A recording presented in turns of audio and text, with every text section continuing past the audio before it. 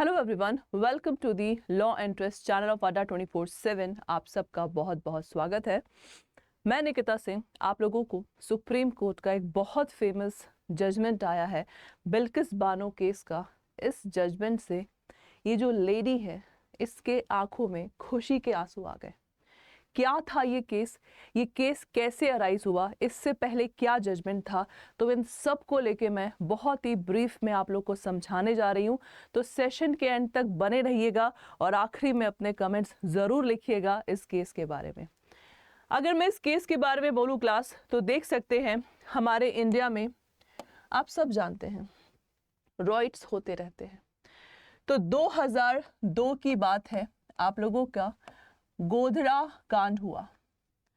27 फरवरी 2002 को आप देख सकते हैं गोधरा रेलवे स्टेशन के पास साबरमती ट्रेन के S6 बोगी में मुस्लिम द्वारा आग लगाए जाने के बाद 59 कार सेवकों हिंदुओं की मौत हो गई। यानी कि एक आप लोग का सिंपल सा डिस्प्यूट था जहां पे मुस्लिम्स ने हिंदुओं पे अटैक किया और इस मामले में 1500 लोगों के खिलाफ FIR दर्ज किया गया और 59 हिंदू इसमें मारे गए थे इस पर्टिकुलर रॉइट्स में।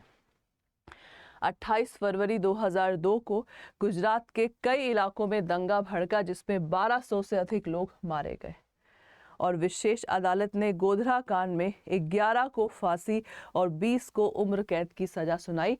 तो ये एक आप लोग का छोटा सा मतलब फैक्ट लेके आई हूँ जिससे आपको मालूम चले ये गोधरा कांड है क्या। क्योंकि इसी कांड में जो लेडी थी बिल्किस बानो, उस समय 21 साल की थी, 5 मंथ प्रेग्नेंट थी। तो आप देख सकते हैं she was brutally gang raped और उसी के आंखों के सामने उसके साथ जो फैमिली मेंबर थे वो मारे गए। इस केस को नेशनल ह्यूमन राइट कमीशन और सुप्रीम कोर्ट के पास ले जाया गया और जहां पे ऑर्डर दिया गया कि CBI इस मामले का इन्वेस्टिगेशन करेगी। बहुत सारी धमकियां मिली बिल्किस बानो को इस केस से रिलेटेड, लेकिन द ट्राई और इस धमकी से क्या हुआ, गुजरात में कांड हुआ था लेकिन इस मामले को मुंबई शिफ्ट कर दिया गया इस मैटर को लेके। उसके बाद स्पेशल CBI कोर्ट आप लोग का मुंबई में बना जहां पे डिसीजन क्या आया था, 2008 की बात है। मतलब 2002 में आप लोगों का ये कांड स्टार्ट हुआ, 2008 में मुंबई के CBI कोर्ट ने 11 लोगों को क्या किया, एक्यूज्ड 11 एक्यूज्ड को सजा दी यहाँ पे, ठीक है, ऑफ द लाइफ इम्प्रिजनमेंट। कौन सी सजा? आजीवन कारावास। और आजीवन कारावास का मतलब क्या होता है कि मिनिमम 14 साल तो आप लोग को जेल में रहना ही रहना है इसमें। इतना सबको समझ में आ गया। उसके बाद क्लास 2022 की बात है। One of the convict named Radhe Shyam after completing 15 Radhe Shyam जो कि एक कन्विक्टेड पर्सन था, 15 साल कंप्लीट हो गया था, 15 साल and 4 month of his life term, supreme court के पास गया फॉर रिलीज। क्योंकि जो मिनिमम लाइफ इम्प्रिजनमेंट का ईयर होता है कि 14 साल आपको जेल में बिताने ही है। अगर आप उन 14 साल में अच्छा बिहेवियर किया तो आप रिलीज का एप्लीकेशन फाइल कर सकते हैं। मई 2002 में सुप्रीम कोर्ट ने पास किया इस केस को गुजरात गवर्नमेंट के पास।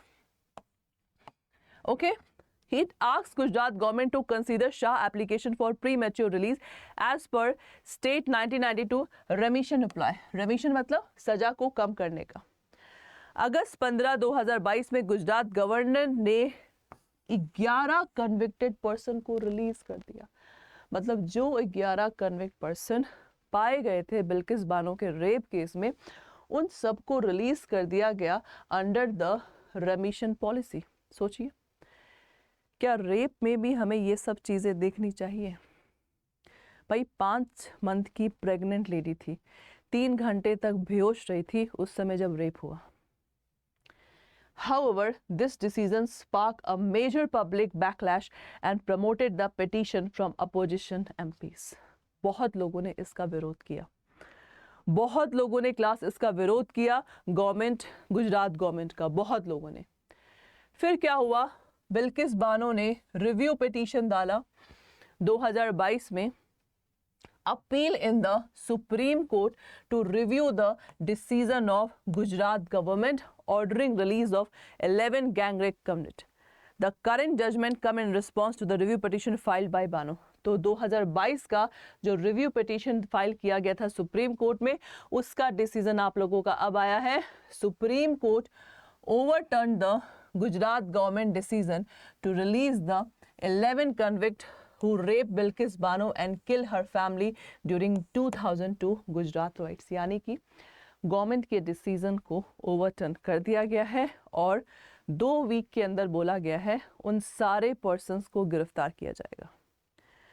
So the Gujarat government judgment में क्या बोला गया? Gujarat government was not the appropriate government to pass the remission order as the trial was held in Maharashtra. जब ट्रायल आप लोगों का महाराष्ट्र में हुआ है तो Gujarat government why they are interfering?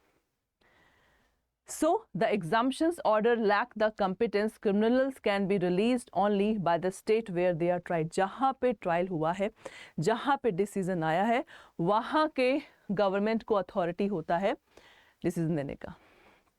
और बिल्किस बानो का वर्डिंग क्या था इस डिसीजन को लेके? This is what justice feel like. I thanks the Honorable Supreme Court of India for giving me, my children and the women everywhere this vindication and hope in the promise of equal justice for all. अब आप लोग सोच रहे होंगे ma'am she is a rape victim, इसका चेहरा कैसे उजागर हुआ, इसका नाम कैसे उजागर हुआ? तो ये सब कंसर्न के द्वारा ही होता है ये आप लोग का मामला. तो आपको ये डिसीजन कैसा लगा सुप्रीम कोर्ट का, आप लोग अपना कमेंट बॉक्स पे ज़रूर लिखिएगा. सो ऐसे ही सेशन सुप्रीम कोर्ट की जो फेमस जजमेंट है इसके नोट्स बनाना शुरू कर दीजिए, बिकॉज अभी तो 2024 की शुरुआत है. ऐसे बहुत सारे जजमेंट आएंगे जिसके ऊपर आप लोगों का लॉ एंट्रेंस एग्ज़ाम में क्वेश्चन बन सकता है. Thank you so much.